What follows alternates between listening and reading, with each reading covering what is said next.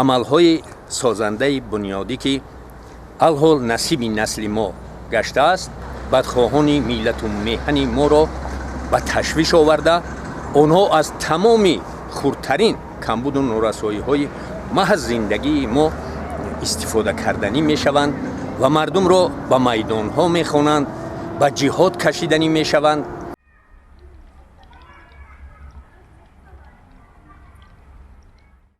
ҳамсояи мо афғонистон чӣ даҳшатҳое ҳукмфармост. онҳо 50 сол боз дар сангарҳо қарор доранд, ба муқобили ҳамзабонони ҳамзамони худ бо аслиҳа гӯё ҳақиқат месозанд. вале аз рӯзи он ки шахсан худи ман ба воқеияти замон таваҷҷӯҳ кардам, мушоҳида мекунам ки ин амал рӯз ба рӯз бадтару бадтару бадтар шудан дорад.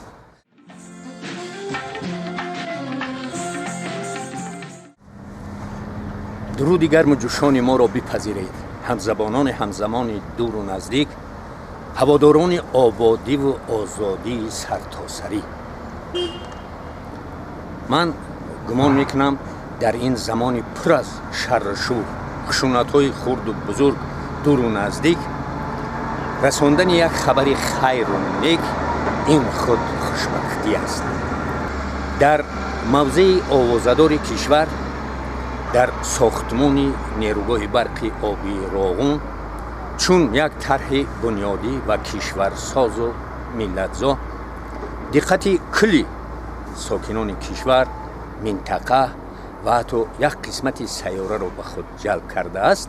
имрӯз мушоҳида мекунем ки барои истифодаи даври асосӣ, даври дуюм ки аз 4 агрегати муҳташам иборат аст ва ҳар кадоми оянда бо иқтидори 600 мегаватт фаъолият хоҳанд кард, тайёриҳо бомаром идома дорад ва мувофиқи супориши бевоситаи ҳукумати ҷумҳурии Тоҷикистон барои бунёдгузорон, дар мувофиқа бо коршиносони Бонки ҷаҳонӣ ва маслиҳату машварати мутахассисони варзидаи байналхалқӣ, соли оянд, яъне соли 2025 бояд чархаи нахустини даври асосӣ, даври дуюм, аз рӯи шумораи истифода чархаи сеюм, яъне агрегати чорум дар фишори баланд бояд мавриди истифода қарор гирад ва мо мушоҳида мекунем ки барои расидан ба ин нақшаи хайрунек ва иҷрои ин супориши ҳукумати ҷумҳурии Тоҷикистон ва бевосита сарвари кишвар, бунёдгузорони Кохи Нур аз тамоми имкониятҳо истифода карда истодаанд ки ба хотири ободии Тоҷикистони азиз ва зиндагии шоистаи сокинони кишвару пасовандони мову шумо, ин супориш мувофиқ ба талаби замон ва меъёрҳои байналхалқӣ дар вақти таъйинӣ бояд иҷро гардад ва дар он маврид имконияти амалӣ шудани орзуҳои деринтизор барои сокинони кишвар даст медиҳад. аз ин нуқтаи назар алҳол мо дар пояи қуллаи мурод қарор дорем ва орзу менамоем ки кулли сокинони кишвар, аз он ҷумла бунёдгузорони Кохи Нур ки умеди орзуи кулли ҳамзабонони ҳамзамони мо ба ин ҷо нигаронида шудааст, амалӣ шавад. мову шумо муваффақ бошем то дар ростои ин амалҳои созандаву бунёдӣ ва кишварсози миллатзо тавониста бошем ки орзуву омоли ширини худро ба хотири хонадони хеш, зиндагии худ ва пайвандону пасовандон роҳандозӣ карда тавонем. ин орзуест ки ҳазорсолаҳо дар андешаи фарзонафарзандони кишвар аз қадим то адим идома дошт ва хушбахтона ин ниятҳои хайрунек, ин амалҳои созандаву бунёдӣ маҳз насиби ҳамзабонони ҳамзамони мо гашт ва мо аз ин пешоварди худованди ҳаким бояд ҳақиқатан ҳам сипосгузор бошем ва талош ба он дошта бошем ки ин пешомади хайру некро идома дода барои боз ҳам рушд додани тамоми соҳаҳои хоҷагии халқ, пеш аз ҳама зиндагии худ ва пайвандону пасовандони дуру наздикамон به طور همیشگی تلاش کنیم اقلاً آبادی خاندان خود سهمی گذاشته توانیم که آینده پیوندان و پسابندانمان از این عملهای ما و شما افتخار کرده باشند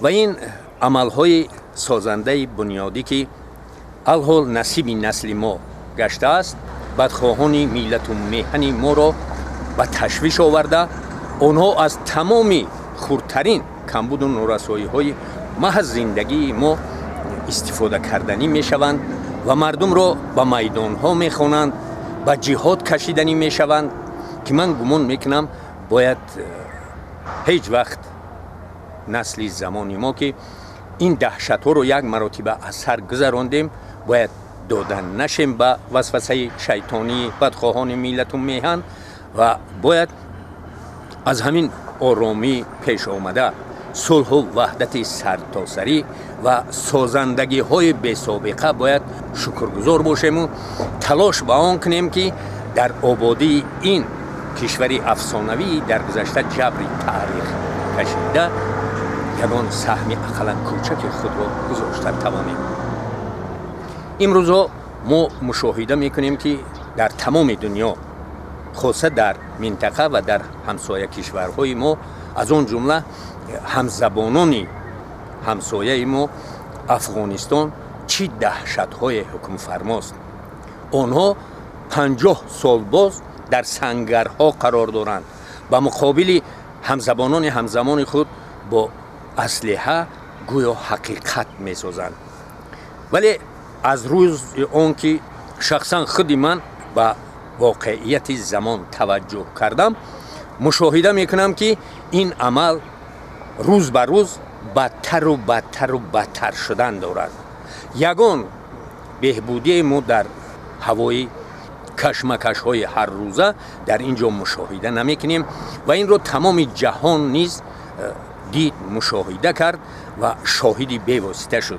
از آن جمله شوروی ابرقدرت نیز برای به افاقه آوردن این وضع 10 سال تلاش کرد با شماره زیادی یراق و اسلحه تکنیک و تجهیزات حربی و از آن جمله یک گروهی سربازان مخصوص برای این وضع روانه شده در افغانستان فعالیت کردند ولی موفق نشدند. برعکس بدنامی زیاد پیش آورد و شخصا خود من که در آن حادثه ها شاهد بودم به همین خلاصه آمدم که یکی از سبب های شکست خوردن شوروی ابرقدرت نیست محض همین وضعیت خوناشامی افغانستان گشت و چند مراتبه حکومت دیگر شد وضع تغییر یافت.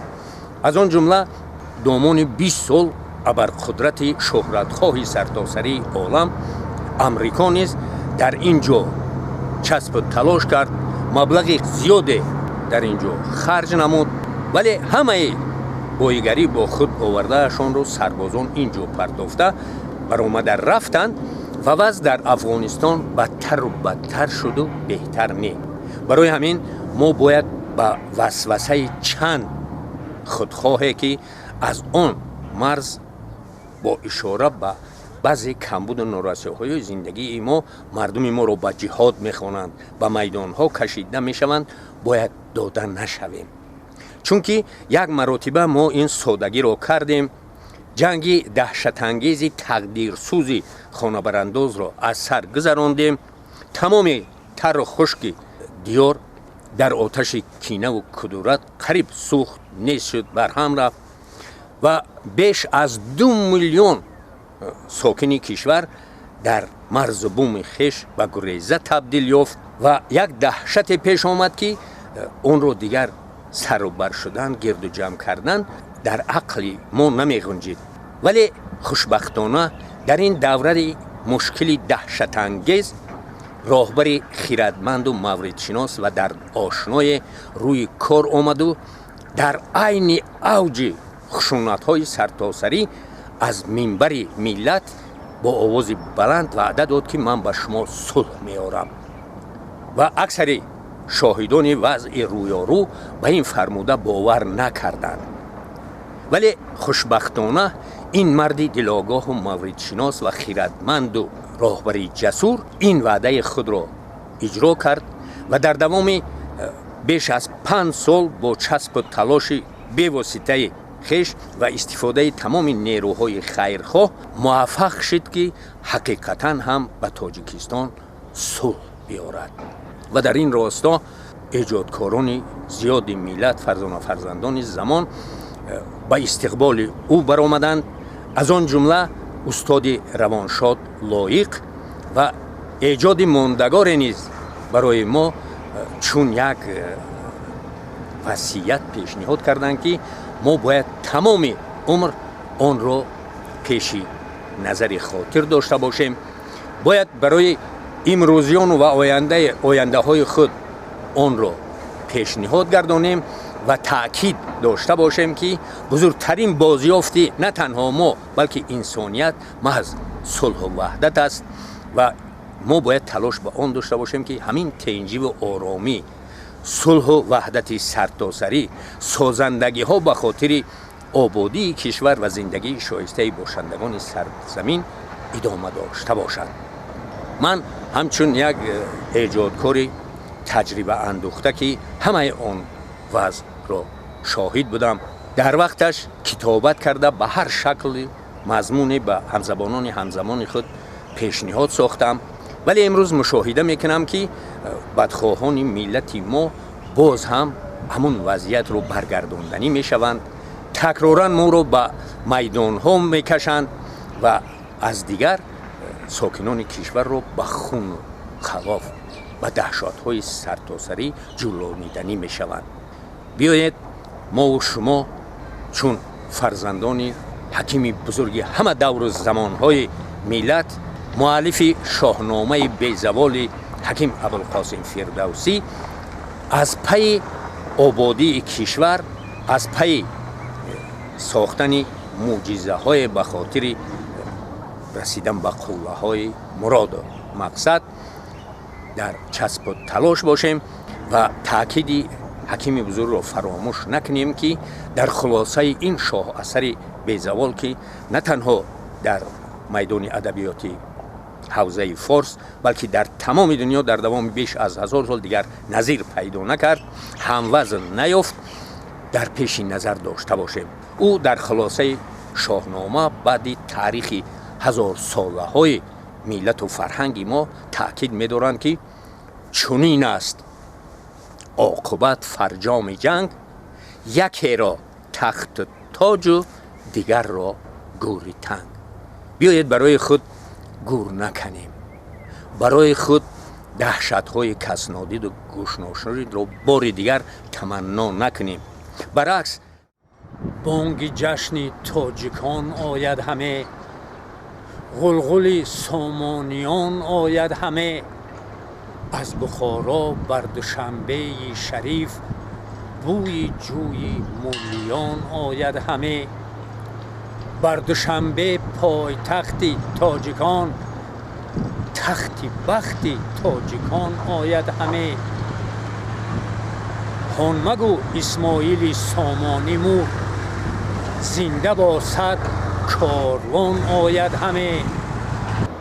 کاروانش حامل ناموس ننگ، آنچنان بود آنچنان آید همه. کاروانش نیمه راه هم مانده نیست، وارث تاج کیان آید همه. کشته بودندش عدوان بهر ما، زنده نام و زنده جان آید همه. چون دلش در یاد میلاد می تپید، چون دلش در یاد میلاد می تپید، روی کف دل ارمغان آید همه. از میان چند قرن اشک خون، پهلوان و قهرمان آید همه. ای دوشنبه باز کن آغوش خود، شاه سامان مهمان آید همه. مهمان گفتم غلط گفتم، ببخش. مهمان نه میزبان آید همه. نزد ما با آرمان‌های بزرگ نامه امن و امان آید همه. نامه ما آرمانی دیگر است، لیک او چون آرمان آید همه. او بهاری رفته را باز آورد، او علی رغم خزان آید همه. ای دوشنبه در کنارت روی تخت، میر سامان جاویدان آید همه. تا جوانی آورد بر خلق خود، میر اسماعیل جوان آید همه. با نسیم بوی جوی مولیان، بر حصار شادمان آید همه. رود ورزاب و همه انواج او، پیش او دامن کشان آید همه. کوه انزاب و همه انواج آن، پیش پایش ارمغان آید همه. شک مکن ای کج نظر بر میری ما، زان زمان بر این زمان آید همه. چون جهانی ما ندارد انتها، بهر ما چون یک جهان آید همه. رودکی با عود اعجاز آفرین، دلنواز و دلستان آید همه. مادری می جام در کف کف زنان، در بری گل دختران آید همه. استادی توز شاهنامه به کف، در بری صاحب قران آید همه. در بری او با غروری تاجکی، رستم از زابلستان آید همه. رستمی دستان بان فر و شکوه، از میانی هفت خان آید همه. از کمانداران ما ننگ آیدش، بی سینان و بی کمان آید همه. بانگ نوش ما رسد بر آسمان، چون که آن نوشین روان آید همه. پیشوای ملتی فرهنگ ساز، سرفرازان پیشمان آید همه. شور و شادی از فراز پیکرش، از کرانه تا کران آید همه.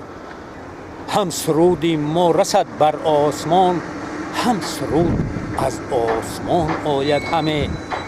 نام ما نادیده گر گیرد حسود، نام ما از کهکشان آید همه. میر اسماعیل سجودت میبرم، کز ضمیرم ارمغان آید همه. کاش دانستی که بعد رودکی، لایق سرلاده خان آید همه.